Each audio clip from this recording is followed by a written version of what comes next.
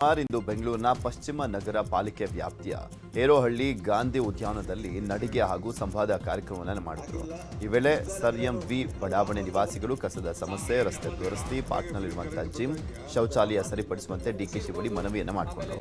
ಜೊತೆಗೆ ಸರ್ಕಲ್ಗಳಿಗೆ high mast light ಅಳವಡಿಸಿ ಅಂತ ಮನವಿಯನ್ನು ಮಾಡಿದರು. ಈ ವೇಳೆ ಬೆಸ್ಕಾಂ ಅಧಿಕಾರಿಗಳಿಗೆ ಡಿಕೆಶಿ ಕ್ಲಾಸ್ ತೆಗೆದುಕೊಂಡಿದ್ದು, ಯಾಕೆ ಕೆಲಸ ಮಾಡಿಲ್ಲ, ಈ ಎಲ್ಲ ಸಮಸ್ಯೆಗಳನ್ನು ನೋಟ್ ಮಾಡಿಕೊಂಡು ಬೇಗ ಪರಿಹರಿಸಿ ಅಂತ ಹೇಳಿದರು. ಅಲ್ಲದೆ ಇದೇ ವೇಳೆ ವೇದಿಕೆ ಬಳಿ ಗಲಾಟೆ ಆಗ್ತಾ ಇದ್ದಂತೆ ಗರಂ ಆದಂತ ಡಿಕೆಶಿ ಸ್ವಲ್ಪ ಶಾಂತವಾಗಿರಿ, ಈಗಾಗಲೇ ಬೇರೆ ಕಡೆ ಎಲ್ಲ ಚೆನ್ನಾಗಿ ನಡೆದಿದೆ, ಇಲ್ಲಿ ಚಿಕ್ಕ ಜಾಗ ಅಂತ ನಿಮ್ಮದು ಗಲಾಟೆ ಅಂತ ಗರಂ ಆದರು. ಬಿಡಿಯಿಂದ ನಮಗೆ ದಾಖಲಾತಿ ಕೊಟ್ಟೆ ಪ್ರಾಪರ್ಟಿ ಅಥವಾ ನಮ್ಮ ಪ್ರಾಪರ್ಟಿ ನಮ್ಮ ಉಪಕಾರ. ಇನ್ನು ನಾಗರಿಕರೊಂದಿಗೆ ನಡಿಗೆ ಕಾರ್ಯಕ್ರಮದಲ್ಲಿ ಮತ್ತೆ ಡಿಕೆಶಿ ಸಿಎಂ ಕೂಗು ಕೇಳಿ ಬಂದಿದೆ. ಸಮಸ್ಯೆಗಳನ್ನ ಹೇಳ್ಕೊಳ್ಳೋದ್ರ ಜೊತೆಗೆ ಡಿಕೆಶಿ ಸಿಎಂ ಕೂಗು ಕೂಡ ಜೋರಾಗಿ ಕೇಳಿ ಬಂದಿದೆ. ನಮಗೆ ಒಂದು ಆಸೆ ಇದೆ, ನೀವು ಸಿಎಂ ಆಗಬೇಕು, ಮುಂದಿನ ಬಾರಿ ನೀವು ಇಲ್ಲಿಗೆ ಬರಬೇಕಾದ್ರೆ ಸಿಎಂ ಆಗೇ ಬರಬೇಕು ಅಂತ ಯುವಕನೊಬ್ಬ ಹೇಳಿದ್ದಾನೆ. ಯುವಕನ ಮಾತಿಗೆ ಸೈಲೆಂಟ್ ಆಗಿ ಡಿಕೆಶಿ ರಿಯಾಕ್ಟ್ ಮಾಡಿದ್ದಾರೆ. ಬರಬೇಕು ಅಂತ ಇದೆಯಾ? ಇನ್ನೊಂದು ಸರ್, ನಮ್ಮೆಲ್ಲರ ಆಸೆ ಇದೆ, ತಾವು ಮುಂದಿನ ಬಾರಿ ಇಲ್ಲಿಗೆ ಬರಬೇಕಾದ್ರೆ ಮುಖ್ಯಮಂತ್ರಿ ಆಗಿ ಬರಬೇಕು ಅಂತ ಇದೆಯಾ ಸರ್? ಇನ್ನೊಂದು ಸರ್, ನಮ್ಮೆಲ್ಲರ ಆಸೆ ಇದೆ. ಬೆಳಗಾವಿಯಲ್ಲಿ ಕಿತ್ತೂರು ರಾಣಿ ಚೆನ್ನಮ್ಮ ಉತ್ಸವ ನಡೀತಾ ಇದೆ. 3 ದಿನಗಳಿಂದ ನಡೀತಾ ಇರುವಂತಹ ಕಾರ್ಯಕ್ರಮಕ್ಕೆ ಇವತ್ತು ವಿದ್ಯುಕ್ತವಾಗಿ ತೆರೆ ಬೀಳಲಿದೆ.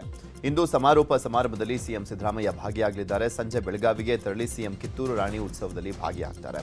ಸಿಎಂ ಸಿದ್ದರಾಮಯ್ಯನವರಿಗೆ ಸಚಿವ ಸತೀಶ್ ಜಾರಕಿಹೊಳಿ, ಸಚಿವ ಲಕ್ಷ್ಮೀ ಹೆಬ್ಬಾಳ್ಕರ್ ಸೇರಿದಂತೆ ಬೆಳಗಾವಿ ನಾಯಕರು ಸಾಥ್ ಕೊಟ್ಟಿದ್ದಾರೆ. ಬೆಳಗಾವಿಗೂ ಮುನ್ನ ಸಿಎಂ ಸಿದ್ದರಾಮಯ್ಯ ಬೆಂಗಳೂರು ದಕ್ಷಿಣ ಜಿಲ್ಲಾ ಪ್ರವಾಸ ಕೈಗೊಂಡಿದ್ದಾರೆ. ಇವತ್ತು ಬಿಡದಿಯ ಬನ್ನಿಕುಪ್ಪೆ ಗ್ರಾಮದಲ್ಲಿ ನಡೆಯುವ ದಾರುಲ್ ಕುರಾನ್ ಕ್ಯಾಂಪಸ್ನ ಉದ್ಘಾಟನೆ ನೆರವೇರಿಸುತ್ತಾರೆ. ಬಳಿಕ ಹಿರಿಯ ಅಧಿಕಾರಿಗಳ ಜೊತೆ ಕೆಲಕಾಲ ಚರ್ಚೆ ನಡೆಸಿ ಮಧ್ಯಾಹ್ನದ ಬಳಿಕ ಬೆಂಗಳೂರಿಗೆ ವಾಪಸ್ ಆಗ್ತಾರೆ.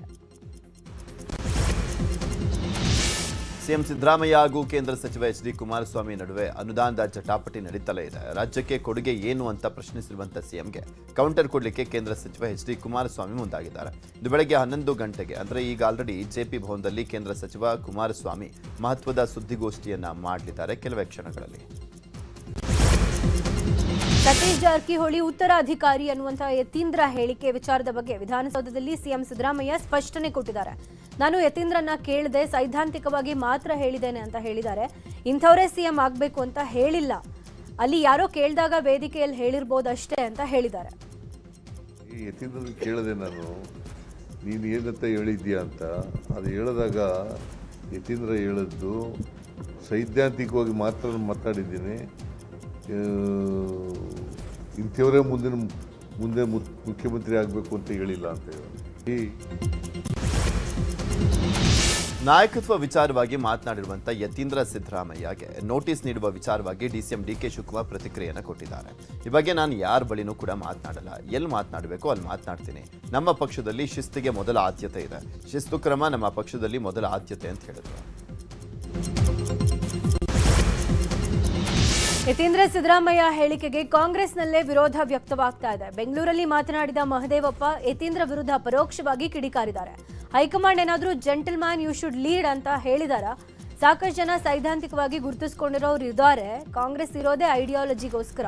ಈ ವ್ಯವಸ್ಥೆಯಲ್ಲಿ ಯಾರೂ ಅನಿವಾರ್ಯ ಅಲ್ಲ. ಆ ಸನ್ನಿವೇಶ ಬಂದಾಗ ಕಾಂಗ್ರೆಸ್ ಹೈಕಮಾಂಡ್ ತೀರ್ಮಾನ ಮಾಡಲಿ ಅಂತಂದ್ರು. ಮಂಡ್ಯದಲ್ಲಿ ಎಂಡಿಸಿಸಿ ಬ್ಯಾಂಕ್ ಚುನಾವಣಾ ಅಖಾಡ ರಂಗೇರಿದೆ. ನವೆಂಬರ್ 2ರಂದು ಎಂಡಿಸಿಸಿ ಬ್ಯಾಂಕ್ನ ಚುನಾವಣೆ ನಡೆಯಲಿದೆ. ಇವತ್ತು ನಾಮಪತ್ರ ಸಲ್ಲಿಕೆಗೆ ಕೊನೆ ದಿನ, ಹೀಗಾಗಿ ಕಾಂಗ್ರೆಸ್ ಬೆಂಬಲಿತ ಅಭ್ಯರ್ಥಿಗಳು ನಾಮಪತ್ರ ಸಲ್ಲಿಸಿದರು. ಕೃಷಿ ಸಚಿವ ಎನ್ ಚಲುವರಾಯಸ್ವಾಮಿ ಪುತ್ರ ಸಚಿನ್ ಚಲುವರಾಯಸ್ವಾಮಿ ನಾಮಪತ್ರವನ್ನು ಸಲ್ಲಿಸಿದರು. ಅಲ್ಲದೆ ಶಾಸಕ ನರೇಂದ್ರ ಸ್ವಾಮಿ ಕೂಡ ನಾಮಪತ್ರವನ್ನು ಸಲ್ಲಿಕೆ ಮಾಡಿದ್ದಾರೆ.